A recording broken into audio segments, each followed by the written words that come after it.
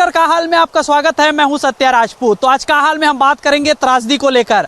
आपने जो है इस साल त्रासदी जो है पंजाब में देखा है, राजस्थान में देखा है, हरियाणा में देखा है। अब हम आपको छत्तीसगढ़ में दिखाते हैं। कुछ दिन पहले जगदलपुर, बीजापुर, दंतेवाड़ा पूरा डूब गया था। अब जो है राजधानी रायपुर के करीब आरंग जो क्षेत्र है उसके 4-5 गांव जो डूब गए हैं, उसी का मैं आपको नज़ारा दिखाता हूं। हमारे साथी कैमरामैन चोलाराम यादव है, उनसे मैं कहूंगा ये दृश्य दिखाए। ये कोई तालाब नहीं है, कोई झील नहीं है, कोई नदी नहीं है। ये जो है धरती के भगवान कहे जाने वाले किसानों का खेत है जो पूरा तब्दील हो चुका है झील में, तालाब में, नदी में। आप देख सकते हैं कि किस तरह से यहाँ पे त्रासदी है। पूरा धान डूब चुका है। और छत्तीसगढ़ में जो है किसान बढ़ चढ़ के धान पैदावार करते हैं, क्योंकि देश में जो रेट नहीं मिलता वो छत्तीसगढ़ में मिलता है, इसीलिए ज़्यादातर धान का उपज होता है। लेकिन इस बार किसानों की जो है चिंता बढ़ चुकी है। और ये आप हालात देख लें कि कैसे खेत तालाब के रूप में तब्दील हो गए हैं। कुछ किसान भी हैं, उनसे हम बात करेंगे और समझेंगे कि कितने जो है एकड़ जो है धान बर्बाद हो रहा है। और ये जो आप जो तस्वीर देख रहे हैं, सुबह से आप घूम रहे हैं कि कोई विधायक आ जाए, मंत्री आ जाए, अधिकारी आ जाए, किसानों को राहत मिले। कोई आए हैं क्या यहाँ पे? नहीं, अभी तक तो कोई नहीं आया है और किसान काफी चिंतित है। अभी गंगरेल का गेट खुला नहीं है। मैं तो सुबह सोच रहा था कि ऊपर से हो सकता है, इतना पानी कहाँ से आ गया। यहाँ आने के बाद पता चला कि निश्चित डाइवर्सन के जो अधिकारी हैं उनके लापरवाही से आज ये धान का फसल डूबा हुआ। कितने एकड़ जो है ये फसल जो है खराब हुआ है, खेत डूबा है? इसमें निश्चित रूप से 1000 से ऊपर एकड़ प्रभावित हुआ है और 5 से 6 गांव के किसान का इसमें नुकसान हो रहा है। ये जो पानी हम देख रहे हैं जैसे कमर से कहीं ऊपर बढ़ रहा है, कहीं गर्दन तक का पानी है, ऐसे हालात में क्या धान बचेगा? बिल्कुल खराब हो जाएगा कि आज धान पोटरी की स्थिति में है, कहीं बालियां निकल गए हैं, वो पानी सहन करने की स्थिति में बिल्कुल नहीं है, वो निश्चित रूप से बर्बाद होगा। और मैं कहता हूँ 1 एकड़ में 50,000 से कम की नुकसान नहीं होगा। आप अंदाज लगा लीजिए 1000 से ऊपर का नुकसान हो रहा है। छत्तीसगढ़ में कहते हैं कि किसान खुशहाल है, अगर इसका मुआवजा नहीं मिला तो किसानों का क्या हाल होगा? किसानों बर्बाद हो जाएगा। अभी कुछ दिन पहले, पानी नहीं गिरने के पहले, भूरा माहौल जो बोलते हैं, जो धान को बर्बाद कर देते हैं, वो आ गया था। अभी लगातार 2 बार 3 बार दवाई डाले हैं और ये ऊपर से पानी आ गया और खेत पूरा बुड़ गया है और निकलने की स्थिति में है धान। ये तो ये पानी खुलेगा, ये कितना नुकसान हुआ है तब दिखेगा, लेकिन भयानक नुकसान है, अभी बहुत नुकसान है। कौन से गांव है? गोइंदा गोइंदा गांव में कितना जो है खेत डूबा है? लगभग 500 एकड़ होगा। 500 एकड़ यहाँ अकेले का? टोटल कितने गांव को? टोटल किसान का मतलब यहाँ कितना जो है, अगर मैं बात करूँ तो गांव प्रभावित है इस बाढ़ से? 5-6 गांव प्रभावित है। जी, कौन कौन सा गांव है? ये गोइंदा है, निजदा है, छटेरा है, लिंगाडी है, बनचरौदा और गिधवा है। ये टोटल सभी मिलाकर लगभग 1200 प्लस का जो रकबा जो आता है, वो तो अभी हाल ही में जो यहाँ से आप देखो, जहाँ पे हम खड़े हैं गोइंदा गांव में, वहाँ से अगर देखेंगे तो यहाँ से 3 किलोमीटर दूर तक यही नज़ारा आपको मिलेगा देखने के लिए। किसान बहुत त्रस्त है और ये सब चीज़ जो हो रहा है वो सिर्फ और सिर्फ डैम की लापरवाही से हो रहा है। जो डैम में जो कर्मचारी है, जो इंजीनियर है, वो लोग वहाँ पे स्थित रहते ही नहीं है। कभी कोई रात में एक चपरासी को छोड़कर चला जाता है, उसका ये परिणाम है जो इतना पानी यहाँ पे देखने को मिल रहा है। कितने दिन से ये भरा है पानी? ये है 2 दिन हो गए। अच्छा, 2 दिन हो गए। हाँ, 2 दिन कल से डूबे है। हाँ, का डूबे हवे? पूरा बहरा है, बरछा है, तो रोडबा है, जमीन के नाम है ओमन है, बूढ़ा खार है, सब डूबे है ये मन है पूरा। रास्ता वास्ता सब डूब गया, रास्ता बंद है पूरा। और गोइंदा करके ना 500 एकड़ से कम जमीन वहाँ डूबा हुआ है। और ये बूढ़ा खार का और ये रोडबाय का जमीन है ना, वो कम, रोडबाय और बरछा ये जमीन है कम से कम 100 एकड़ ये है। गोइंदा का केवल बता रहा हूँ। और बाली निकलने की स्थिति में एसडीएम को फोन किया गया है, लेकिन एसडीएम इंजीनियर को फोन किया, लेकिन उसके बाद भी गेट खोले ही नहीं। अब इसी के कारण इतना बर्बादी। आज 50,000 का प्रति एकड़ नुकसान किसान का हो रहा है, वो कहाँ से भरपाई कर पाएंगे? इतना मतलब नुकसान हुआ है, ये पहले बार इतना ऐसे हुआ है। अच्छा, हमारे साथी जो है टिकेश्वर लोधी हमारे साथ है, उनसे भी बात करते हैं। ये चूंकि डैम बना है तो डैम में डुबान क्षेत्र होता है, तो डुबान क्षेत्र कितना होगा निर्धारित एक लगभग? निर्धारित आसपास ये जो गोविंदा एरिया है, गोविंदा है और निजदा के थोड़ा बहुत ही एरिया डुबान क्षेत्र में आता है। लेकिन मैं कहूँ आपको कि हम लोगों ने पहले एक पत्थर खदान संचालित है यहाँ पे निजदा में, और वहाँ जो पत्थर खदान के संचालक जो हैं वो जो पत्थरों का है जो मलबा है उसको महानदी में ही डंप कर रहे थे। लाखों टन जो मलबा जो डंप किए थे, जिसको हम जाकर चर्चा किए थे, अगर इसको नहीं निकाला गया तो पूरे गांव में पानी घुसेगा। जी जी, ये हम लोगों ने प्रमुखता से उठाया था न्यूज़ 24 ने, और बार बार प्रशासन को चेताया भी था। लेकिन प्रशासन, मैं और आपको बताना चाहूँगा कि ये जो स्थिति है वो कल से है, और अभी तक मैंने किसानों से बातचीत की है, न तो यहाँ पे जिम्मेदार जनप्रतिनिधि आए हैं, न तो यहाँ पे कोई अधिकारी आया है किसानों का हालचाल जानने के लिए। और यहाँ ऐसा है कि दिवाली के पहले पहले लगभग फसल कटाई यहाँ जो है शुरू हो जाती है, और किसानों के पास ये बहुत विकट स्थिति निर्मित हो रही है। भूरा माहू जो बीमारी है, प्रकोप एक चल रहा है कीट का, और अब ये ऊपर से ये पानी का दंश झेल रहे हैं किसान यहाँ के। जैसे हम पेड़ देख पा रहे हैं यहाँ पे, आप देखिए, मैं कैमरामैन से कहूंगा ये तस्वीर दिखाए, चूंकि धूप है और वो अगेंस्ट में हमको दिखाना पड़ रहा है। तो ये पेड़ है जो डूबा है, उसका अंदाजा कितना फीट डूब गया होगा? 5-7 फीट डूबा है वो? लगभग 10-12 फीट यहाँ पे डूबा हुआ है यहाँ पे। 10-12 जी जी, इसके नीचे में धान की फसल है। और अब अच्छा, जो तैरना नहीं आता है वो गया तो फिर गया। और कई ऐसे हैं कि जो जलकुंभी है वो धान की फसलों पे आ रही है, खराब हो रही है। आप इधर देख सकते हैं जलकुंभी भी होकर के आ रही है, नालों से निकल के खेतों में आ रही है जलकुंभी। और एक बार जलकुंभी अगर बैठ गए वहाँ पे तो वो पूरा फसल बर्बाद कर रहे हो, पूरा खेत में फैल जाता है। तो होना ही है, पानी इतना हो गया, निकलने में कम से कम 2-3 दिन लगी जाएगा। जी, 2-3 दिन लग ही जाएगा।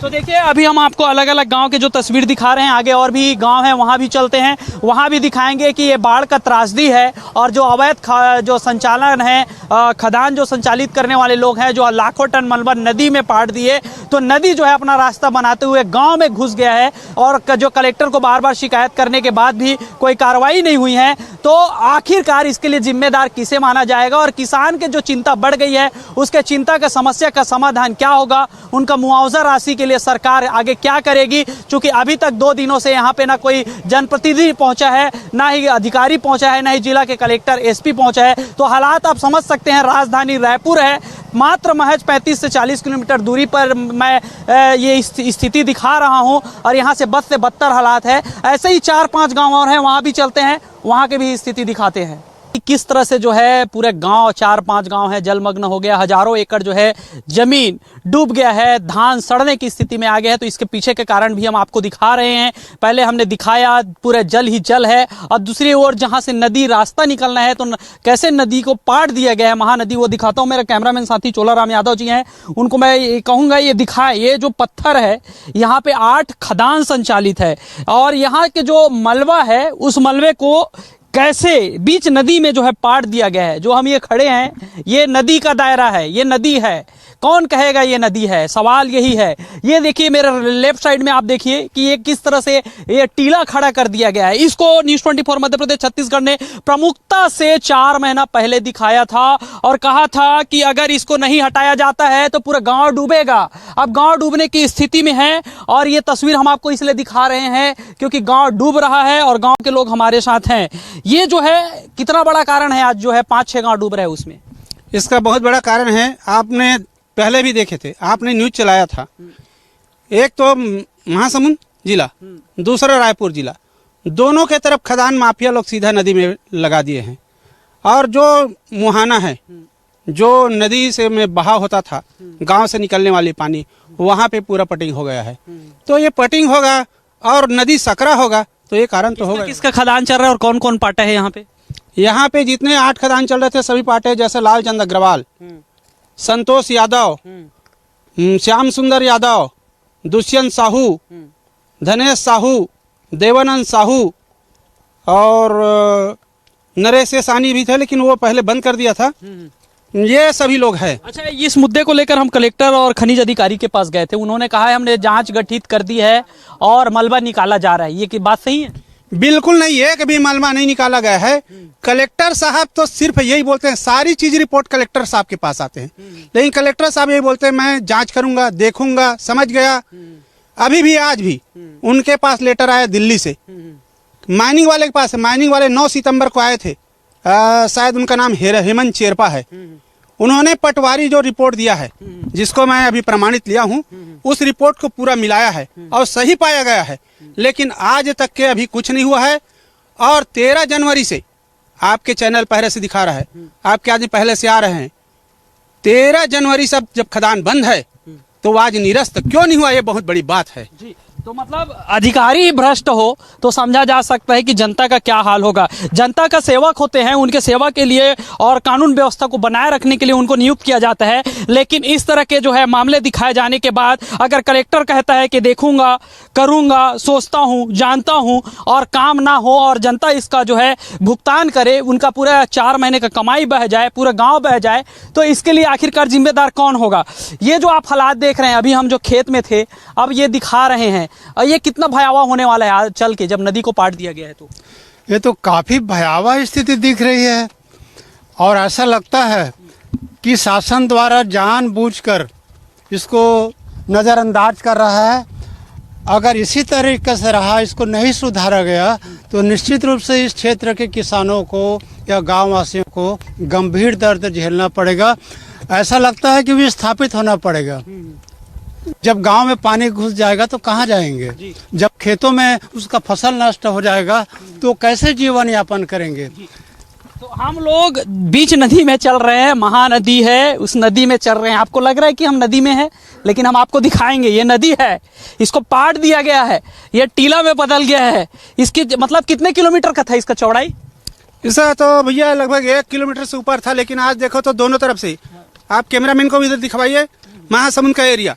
अब महासमुंद का भी माइनिंग अधिकारी बोलता है कि हम चेक करवाएंगे, ऐसा कुछ नहीं है, लेकिन मैं बोलता हूँ इसका विस्तृत जांच की जाए, केंद्रीय स्तर से जांच की जाए। कर लो जो करना है, ठेकेदार हैं, पैसा है, अधिकारी जो है बिक चुके हैं, नज़ारा आपके सामने है, वो भी दिखा रहे हैं। बड़े गंभीरता से जोड़ घटाव कर रहे हो। कहाँ से हो? निजदा से सर। अच्छा, निजदा से। क्या चिंता है? आराम से भाई में बैठे आज। क्या चिंता सर, वो तो फसल को गरवा बर्बाद कर रहा है, पानी बर्बाद कर रहा है। कारण तो यही खदान है, और खदान वाले कहते हैं कि हम शासन से हम चालू कर रहे हैं, शासन आदेश दे रहा है तो चालू कर रहे हैं, ऐसे बोलते हैं। हाँ, और विवादित में तो खड़ा ही है खदान वाले। हाँ, तो देखिए ये जो हालात है वो हम आपको दिखा रहे हैं, बड़ा गंभीर है और इसको जो है कागजी में हवाला देकर बार बार दफन कर दिया जाता है। उस राज को फिर निकालते हैं, फिर जो है जांच रिपोर्ट जो है कंप्लीट करके गलत रिपोर्ट दे दिया जाता है। हमारे साथी हैं, पिछले बार जब आए थे तो गर्मी में हम लोग खुद परेशान हो गए थे और इस बार भी पसीना से लथपथ हैं। अभी तक कुछ यहाँ पे सुधार नहीं दिख रहा है, अब नुकसान दिख रहा है। जी, हम लोगों ने जब पिछली बार आए थे तो मई का वो महीना था, भीषण गर्मी थी और हमने दिखाया था इसको, तो उस समय पानी कम था और मुश्किल मैं आपको बताना चाहूँगा कि जो पीछे है वो नेशनल हाईवे 53 है और वहाँ से पुल की लंबाई लगभग 1 किलोमीटर है। मतलब महानदी का जो किनारा है, चौड़ाई है, और यहाँ पे आप देखेंगे मौके पे तो मुश्किल से 200 से 300 मीटर ही है जो महासमुंद और रायपुर जिले को जोड़ रही है। तो आप देख सकते हैं कि किस तरीके से जो पत्थर खदान संचालक है वो महानदी में ही पत्थरों का जो मलबा है उसको पाट रहे हैं और कागज में ही वर्क हो रहा है अधिकारियों द्वारा कि हटा भी दिखाते हैं। हमारे कैमरामैन साथी को डैम को दिखाने को कहते हैं। हम जो ये रास्ता, ये डैम बना हुआ है उसके 5-7 जो है जो गेट है वो आप देख सकते हैं, समझ सकते हैं कि हम जहां से दिखा रहे हैं उसका नीचे का डैम, हम कहां पे खड़े हैं और डैम का दरवाजा कहां है, कितना अंदर जो है इसको पाट दिया गया है, कितना जो है दरवाजा पट गया दोनों साइड से। इसमें लगभग 14 दरवाजे हैं। 14 दरवाजे, मात्र 3 दरवाजा बचा है। आप देख सकते हैं यहाँ से सीधे करके 3 दरवाजा, और इसको चालू करवाने के लिए खदान को अभी हम लोग जो प्रमुख लोग हैं जो बोलते हैं उसको थाने में अंदर करो, कई प्रकार के हम लोगों के ऊपर लांछन लगा के बिना मतलब के थाने में अंदर करवाने के लिए रिपोर्ट डालते हैं, जो गलत निकलता है फिर भी थाने वाले लोगों को भी हम बोलते हैं। तो लगातार हम ये तस्वीर दिखा रहे हैं जिसका एक बड़ा कारण है पूरा बाढ़ में जो है गांव समा जाने का, और यही स्थिति हम आपको दिखा रहे हैं। और कुछ ग्रामीण लोग हैं, उनसे भी बात करते हैं। क्या हालात है जब देख रहे हैं कि आपका मेहनत का जो खेत है, 4 महीना सींचे हैं, दवा डाले हैं, बड़ा किए हैं बच्चे की तरह, आज पानी में चौपट हो रहा है। सबसे बड़ा मुद्दा तो यही है सर अभी जो फसल जो निकलने का तैयारी में है वो अगर डूब जाएगा ना तो निश्चित है धान में बाली जो आएगा ना वो बदरा ही आएगा, वो पकेगा नहीं। क्योंकि डूब गया उसका क्या, वो डूब गया, जितना भी डूबा है वो सब बदरा आ जाएगा, पूरा खत्म हो जाएगा, खत्म हो जाएगा, खाली पैरा बस रह जाएगा। और इस संबंध में मीडिया वाले हमारे विधायक के पास भी गए थे, इंद्र कुमार के पास। इंद्र कुमार एक लाइन में बोल दिए कि गांव वाले कहाँ, वहाँ का गांव वाले पूरा संलिप्त है खदान वाले से। तो मतलब पूरा गांव वाले को ही इंद्र कुमार जी ने चोर बना दिया। विधायक है यहाँ के, विधायक है यहाँ पे, मदद करने के बजाय गांव वाले को डायरेक्ट गाली दिया है न्यूज के माध्यम से। तो ऐसे विधायक मेरे हिसाब से बहुत निष्क्रिय निर्लज विधायक है।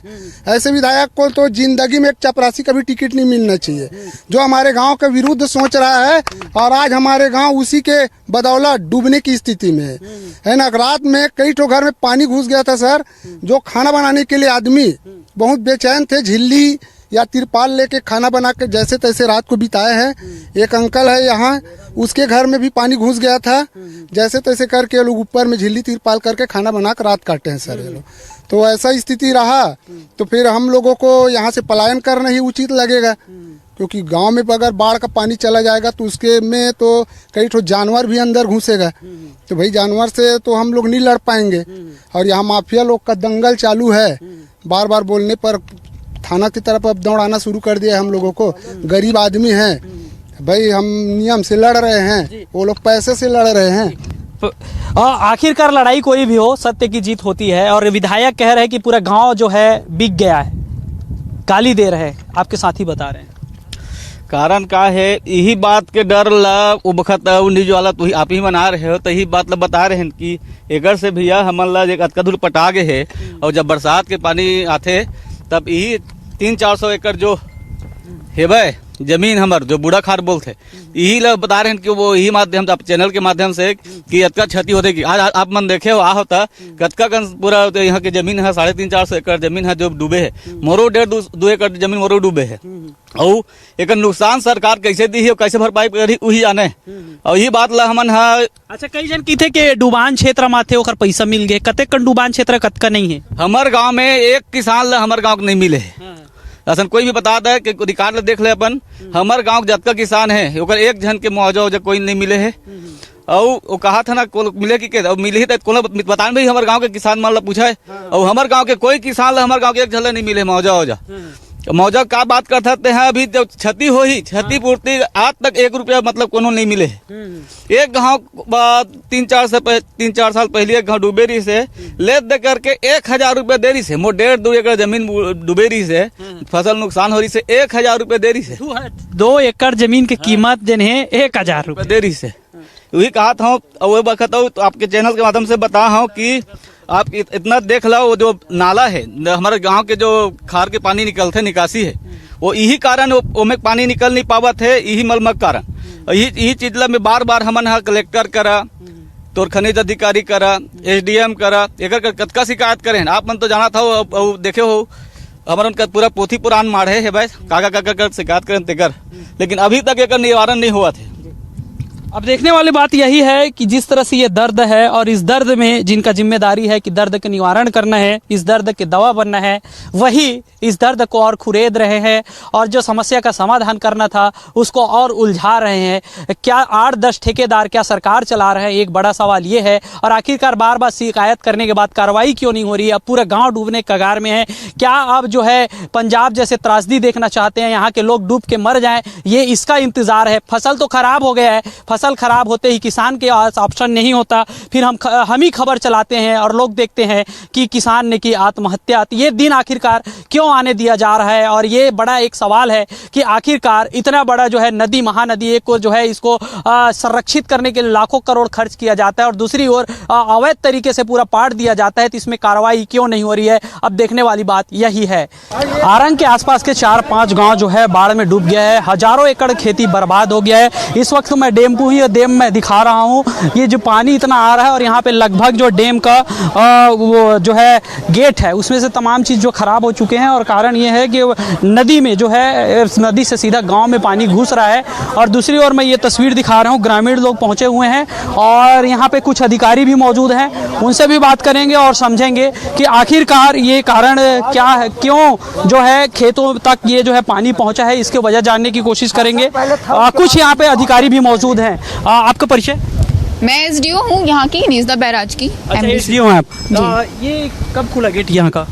ये गेट कल सुबह से खुला हुआ है। कल सुबह से? कल सुबह जैसे कि कल सुबह पानी, कल परसों रात में पानी ज़्यादा गिरा है तो अचानक से गिरा है पानी।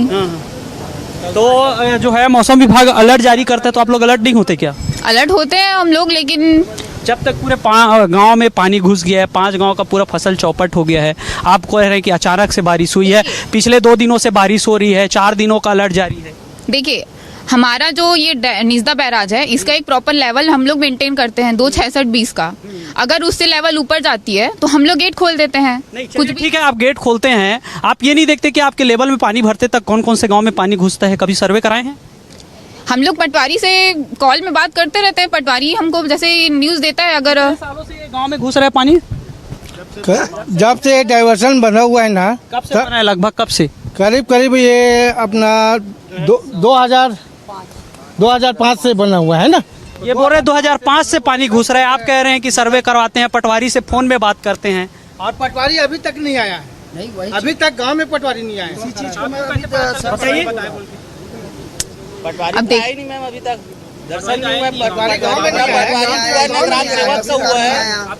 आप कह रहे हैं कि हम करवाते हैं तो भाई नुकसान ना हो, पानी आप रखें, अच्छी बात है, आपको लिए इसीलिए रखा गया है, लोगों का नुकसान ना हो इसके लिए आप लोग कुछ काम करते हैं। हम भी नहीं चाहते लोगों का नुकसान, चाहते नहीं है। मेरा सवाल ये है, खोल दिया मैंने बोला क्या कि मैंने गेट नहीं खोला? आपके आदमी लोग भी आके सुबह देख के गए थे, आप खुद ऊपर चढ़ के देख के जा सकते हैं। तो दो दिनों से पूरे गांव में पानी घुसा है, आप आज खोल रहे हैं, मैं इसी पे पूछ खोल रहे हैं, वही तो मैं बता रही हूँ, आज नहीं खोल रहे हैं, हम सुबह कल से खोले हुए हैं। नहीं, पानी जब घुस गया तब खोल रहे हैं, यही मैं पूछ रहा हूँ कि वहाँ पे आप लोग गाँव में पानी घुसने के लिए क्या कदम उठाते हैं ताकि पानी ना घुसे? हमारा कदम यही रहता है कि जैसे हमारा जो एक लेवल रहता है, अब भाई बैक वाटर फेंक रहे हैं, मतलब कि बैक वाटर, भाई आप गेट खोलोगे पहले सायरन बजेगा, 10 मिनट तो गेट खोलने में लगता है।